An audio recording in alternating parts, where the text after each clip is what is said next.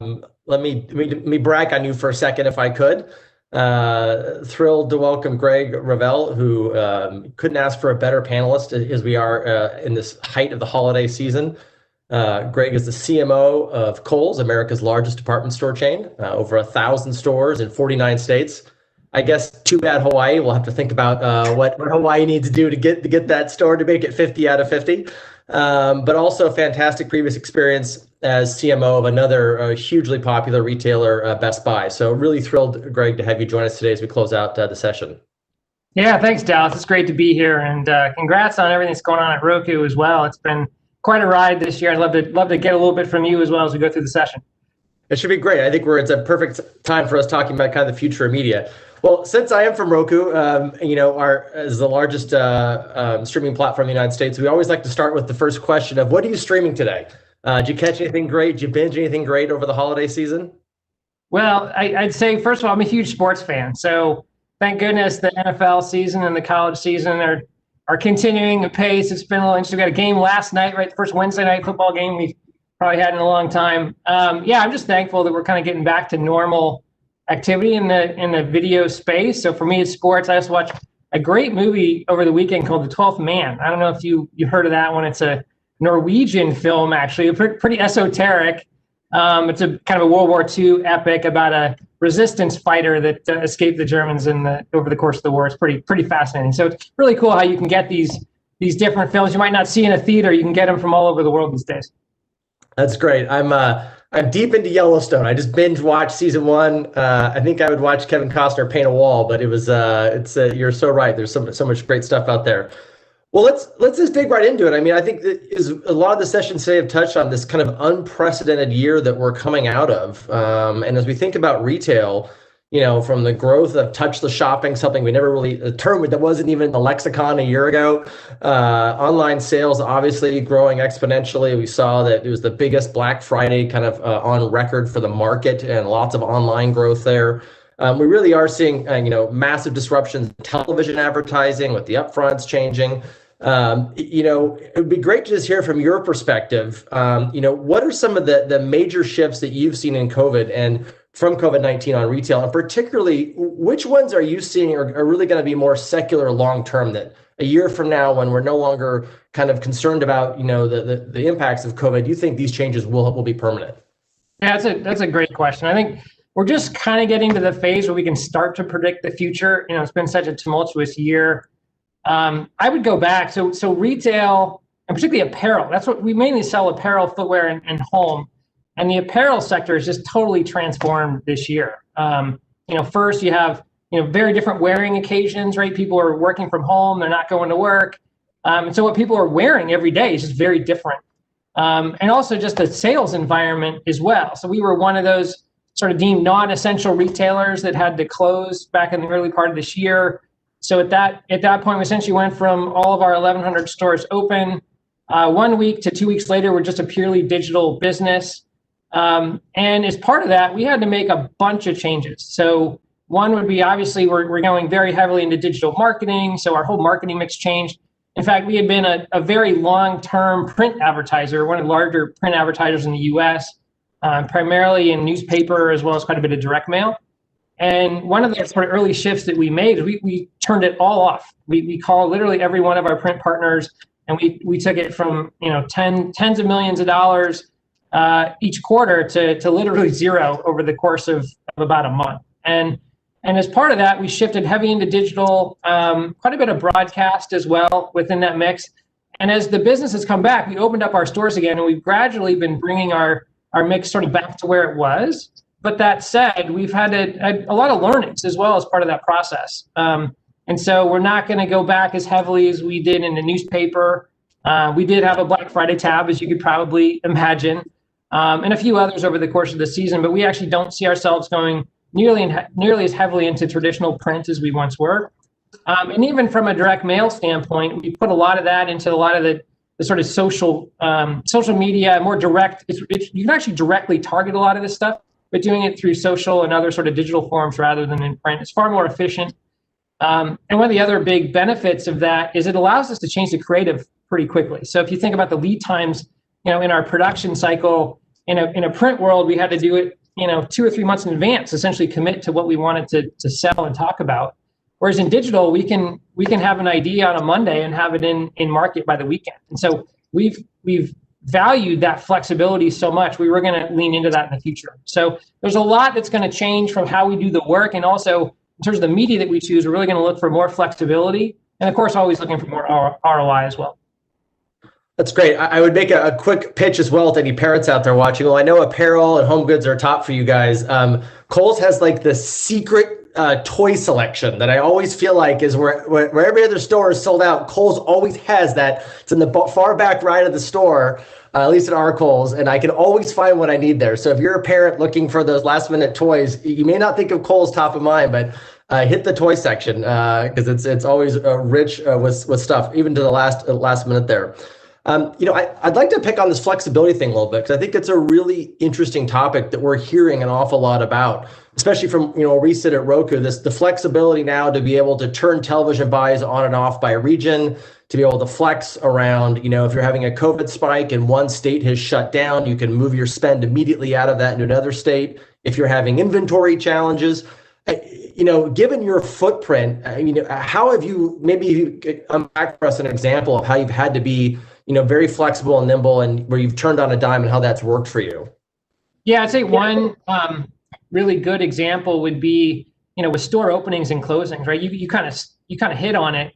Every state, every situation is different. And so what we're doing is some states, they're relatively more conservative in terms of, fewer customers per store, whereas others, the outbreaks aren't nearly as much of an issue. So actually tailoring where we're spending and how we're spending based upon the individual markets. And so one that customers are really looking to shop more online. We're tending to tout our store pickup, as an option for folks, or certainly delivery to the home. Whereas for a lot of markets where stores continue to be a really important part of sort of the shopping journey, we kind of go for full funnel. And the ability to target really on a micro basis, it used to be extremely hard to do. You know this from the television world. If you want to do that in video, you'd have to go and do a bunch of local TV marketing. Whereas these days through the platforms, Roku is a great example. You can target customers with different creative, really on a hyper localized basis. So it allows us to be really flexible and even change it week by week. So that's been super helpful. The other thing about it is you can target the products. We found enormous benefits in being able to say, okay, in these markets, say kids are a really big deal, and kids business is doing great. Whereas in others, it might be about workout and sort of fitness. And you'd think some of these things would be more national, but we're actually seeing there's these real hyper local trends that we're able to leverage and do it with video, which is a really new and cool thing for us. That's great. I'm just curious. I'd love to jump in and talk about your holiday plans this year. I mean, we've just come out of the Black Friday, but we're obviously got 3 solid weeks left here. Maybe could you share a little bit how you prepared differently for the holiday season this year, and maybe what your holiday strategy is? Yeah, that's a great question. Now that we're kind of 2/3 of the way through it, it's nice to be able to kind of look back on some things that we've done, and some things have worked out great, others opportunities to learn. I'd say.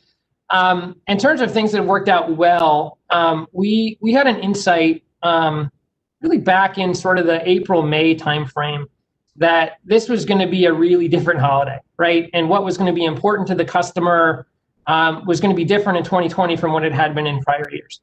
And one of the longest lead time things that we have is how we think about the brand and what we want to stand for over the course of the season.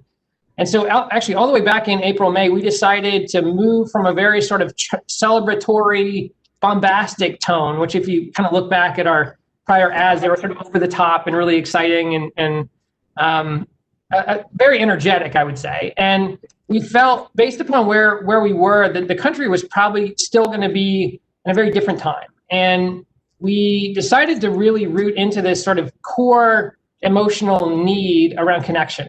And so if you think about, just think about the word social distancing, or the term social distancing.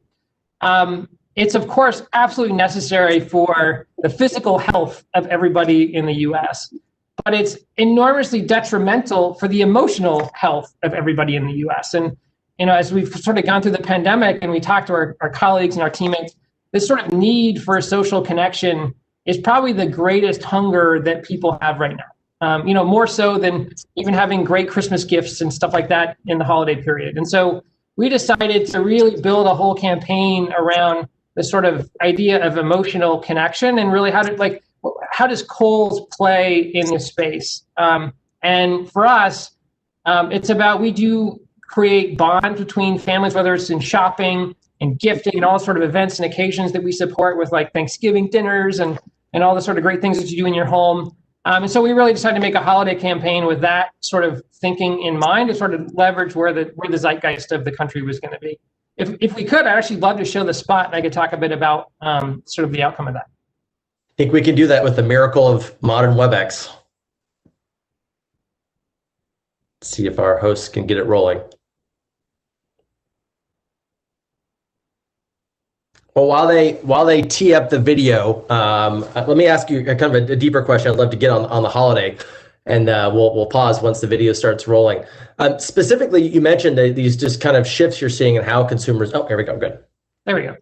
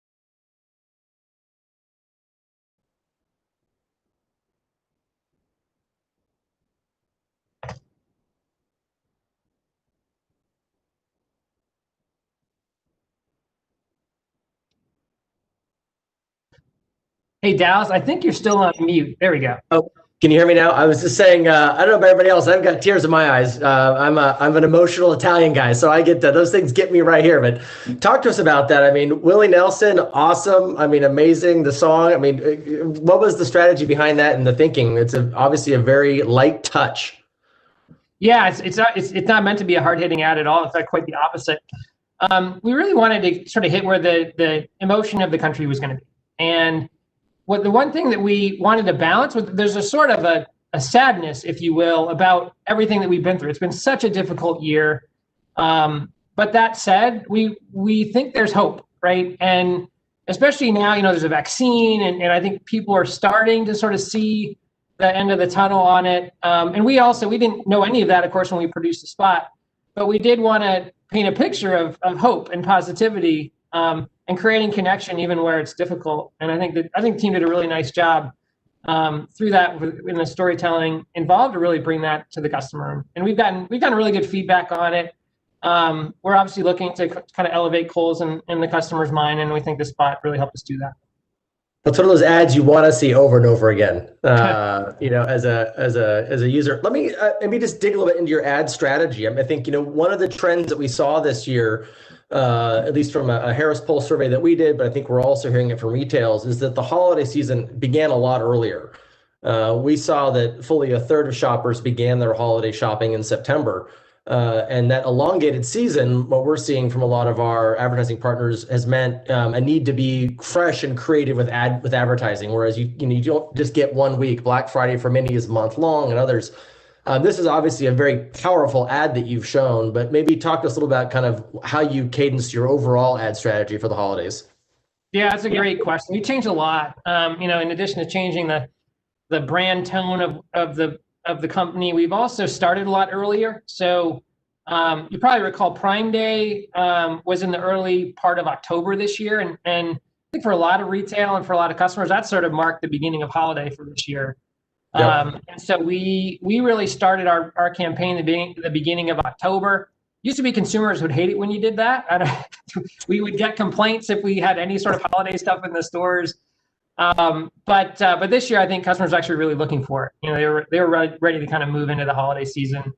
So that was a big piece. I think another big thing that we observed early, and we have a lot of insights, and that's a really big part of how we kind of go to market. One of the insights we had was that practical gifts were much more important this year. And the economy is obviously in a much different place from what it was, and so a lot of people. There's actually probably going to be more gift giving overall this year. There's a lot of forecasts out there about having a pretty good holiday season.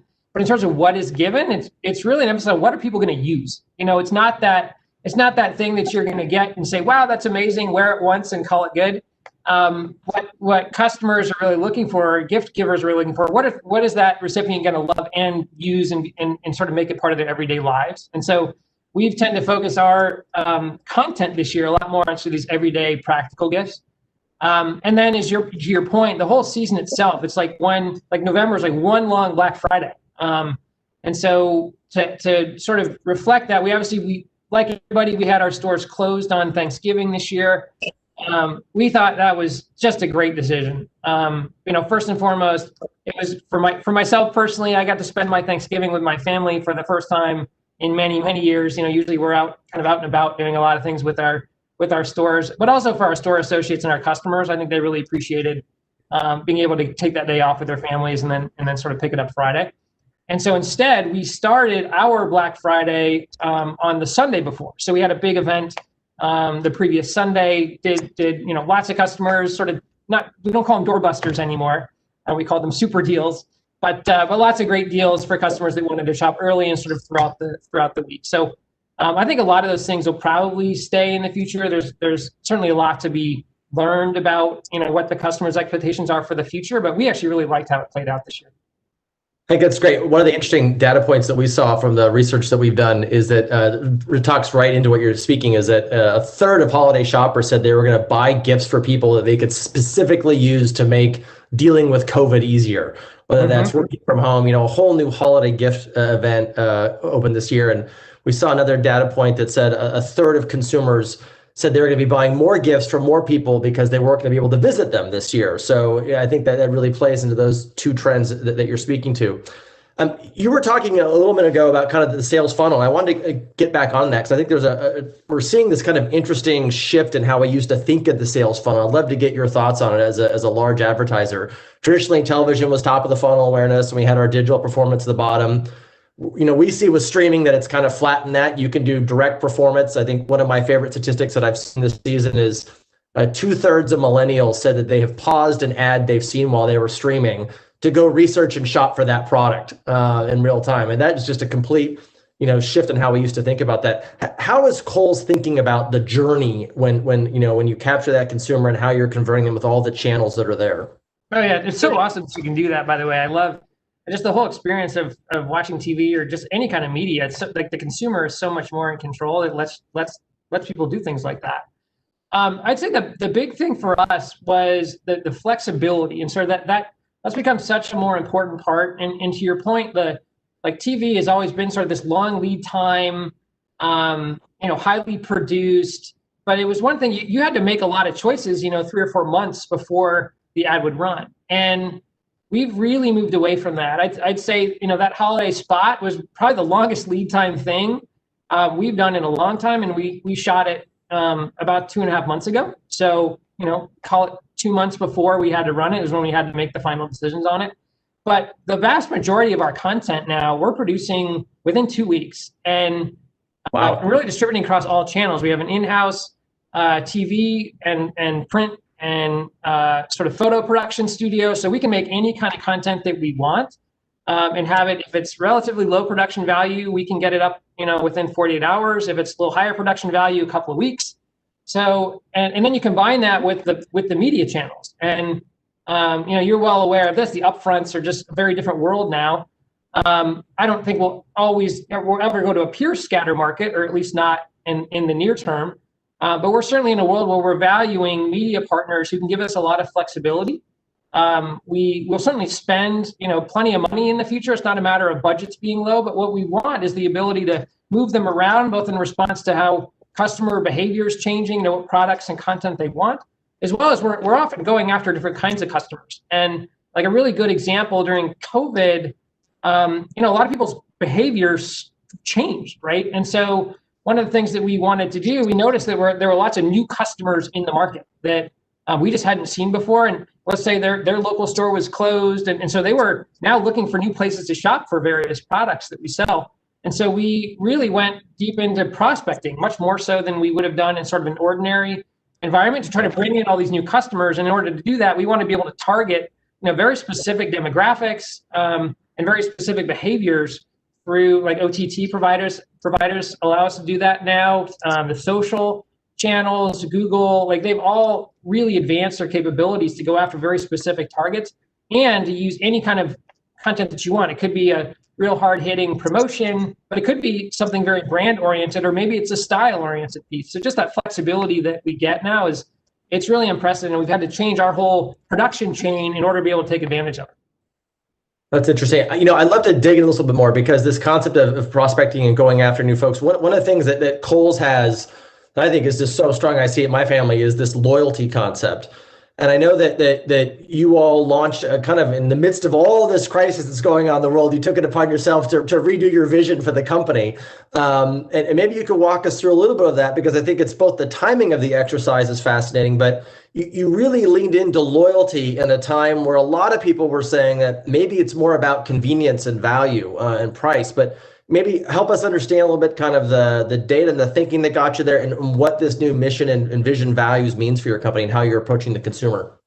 Yeah, we've been really aggressive, I'd say, over the last 6 months of not slowing down. Like, let's not let all the challenges of working in the environment that we're in slow down our vision and where we want to get to as an organization. So one of the things that we did was actually rolled out a whole new company strategy. It's, beyond loyalty, we actually looked at the whole 5-year plan for Kohl's, and it's several months worth of work, went into looking at this and really taking a hard examination of where we are, where the customer is going, and how we can better serve them. And we launched a whole new strategy in October, right before the holiday season. And there's sort of 3 main components of that. One is we want to be the destination for the active and casual lifestyle. That's a great, if you look at how purchase patterns are changing, part of people staying at home is they're wearing a lot of casual and athleisure, certainly vis-a-vis to where they were before. And we had this in mind, well before COVID, and COVID just reinforced, what a great idea that was, is to sort of lean into that sector. And then on the loyalty and value side, we've always been known for loyalty. We've had a terrific loyalty program for so many years. Our credit card is really, really valued by our customers. And we're known for our deals and discounts. I mean, if you sort of look at what customers say about Kohl's, they talk about, great coupons, great deals. And they also talk about our loyalty program in the name of Kohl's Cash, and our previous one it was called Yes to You. But what they told us was it was sort of confusing how all these things fit together. And they really wanted us to simplify how we did value.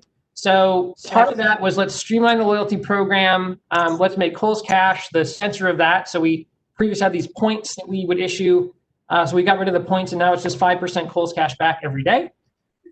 We also wanted to leverage a lot of these data around personalization. So we have any number of means of sort of getting different content to you as a customer, as a loyalty member, giving you better ways to save with Kohl's. And then, the last piece was on sort of our pricing structure. And we had a lot of layered promotions. So you might have a couple coupons that would stack on top of each other, in addition to having sort of the base price of the item. And what customers were telling us was they prefer just to be simpler. So we took the opportunity to really reduce the number of promotions that we have at any given time, broaden them as well. So it's a lot simpler to essentially come in the store, know exactly how to save, and then get a great essentially value proposition in the form of Kohl's Cash when you do that.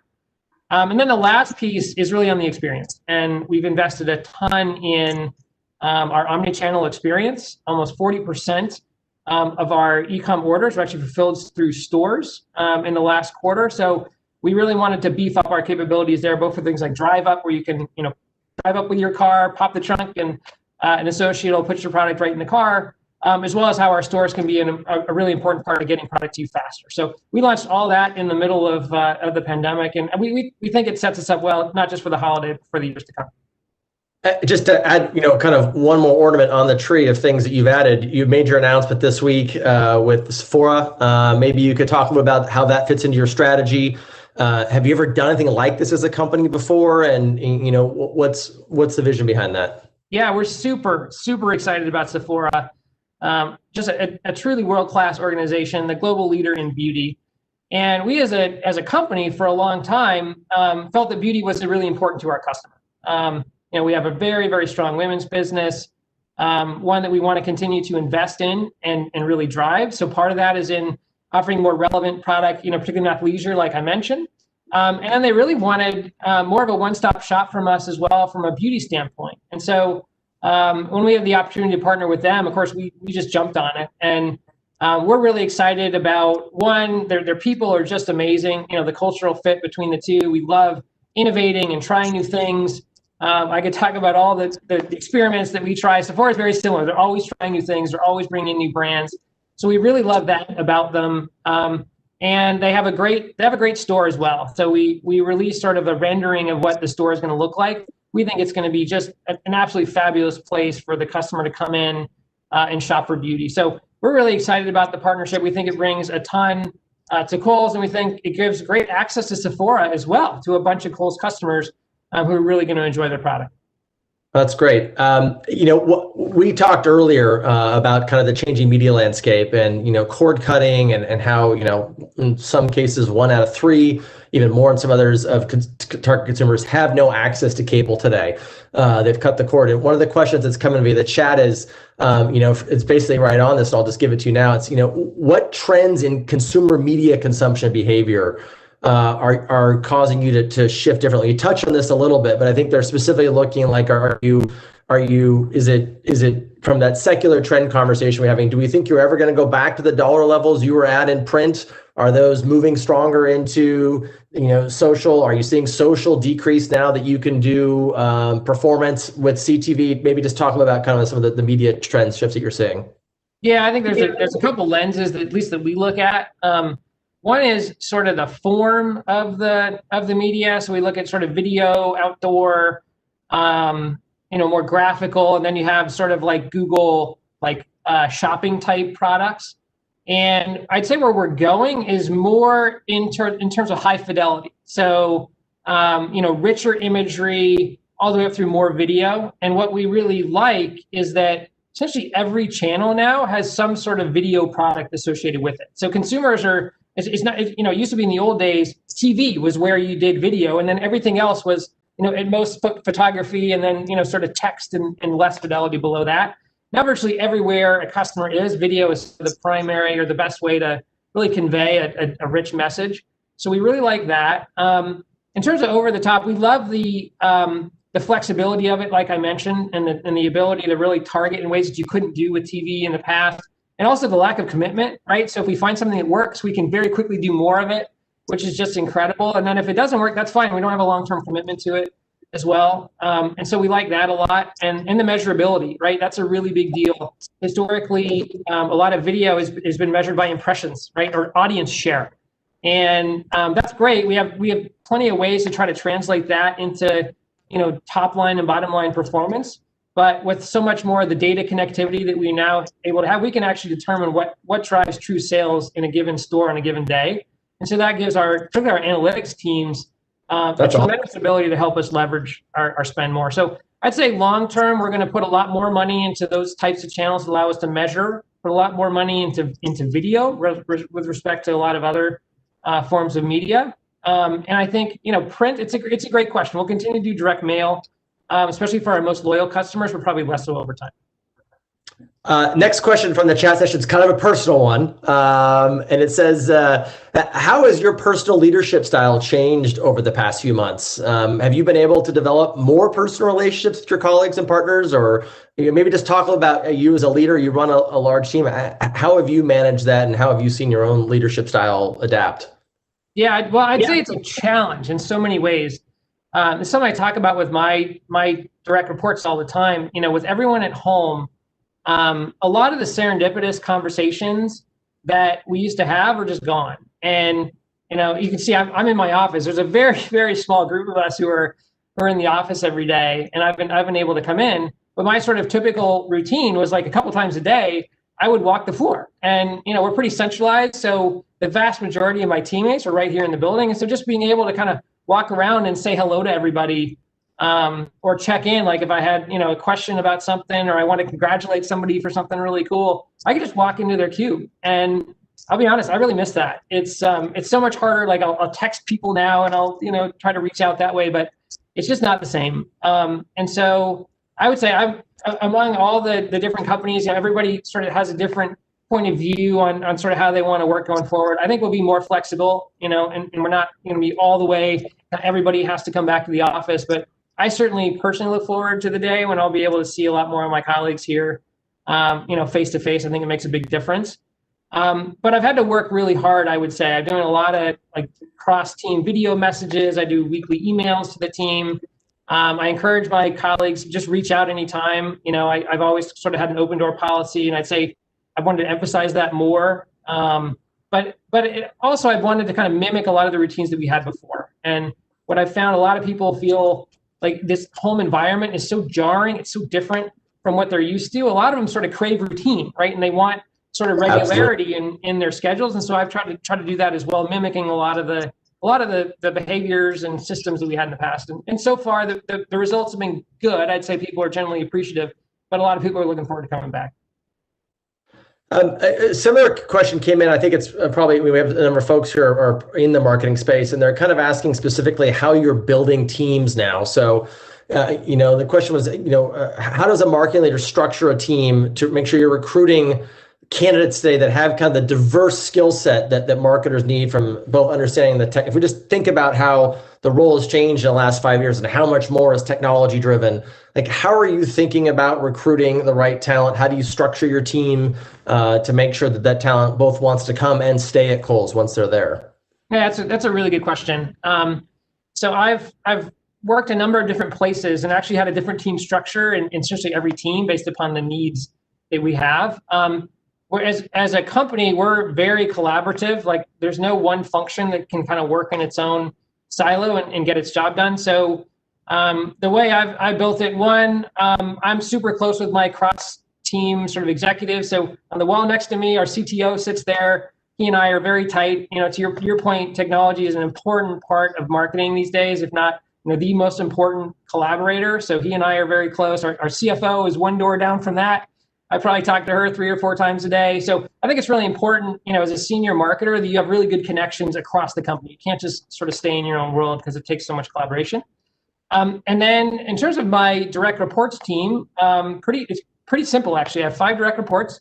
I have a leader of our brand experience and creative teams. So she essentially leads, obviously, all of our creative strategy and production. And it's a huge operation, just making all those pieces fit together. And also our experience design for our stores and our e-commerce sites. So essentially everything the customer sees, she's more or less responsible for. And then we have a media and personalization leader. So she does personalization, loyalty, like we talked about earlier, and then all of our media. And she and the creative person sit right next to each other. They're sort of hallmates. And then we have a leader of our overall sort of product strategy and promotions who's right next to them. And so he's responsible for everything with regards to all of our offers. Kohl's Cash is a big piece of his world. Essentially all the value that we're giving to the customer. So he's sort of driving our value strategy. And then our corporate communications team, which also does our CSR work, is another team. And then our customer service and financial services team. And so the sort of big 3 marketers, they're constantly collaborating. And I would say that if there's one thing I've learned over the course of my career about how to build a really good team is you have to figure out what's the right formula for chemistry. Because, you know, if these folks are sitting next to each other, they're in 10 meetings a day, it is so important that they collaborate well and they really click. And I feel really fortunate. I have a wonderful group of people that work really well together. That's great. Well, last question as we wrap up the session. A lot of marketers listening and kind of, you know, looking for the crystal ball. And I think we all kind of feel like we only have the magic 8 ball right now that just says come back later in many cases to these questions. But if you were to look at your crystal ball into 2021, what do you think are the biggest things, the biggest trends that are going to be in store for retailers, big and small, brands big and small? Just maybe walk us through a couple of those as we wrap up here. Yeah, I mean, I think the biggest trend, the one that we're really leading into, is sort of the casualization of America. And so that's, you know, that's particularly relevant for anyone in sort of the fashion apparel space. So we're very much investing in that area.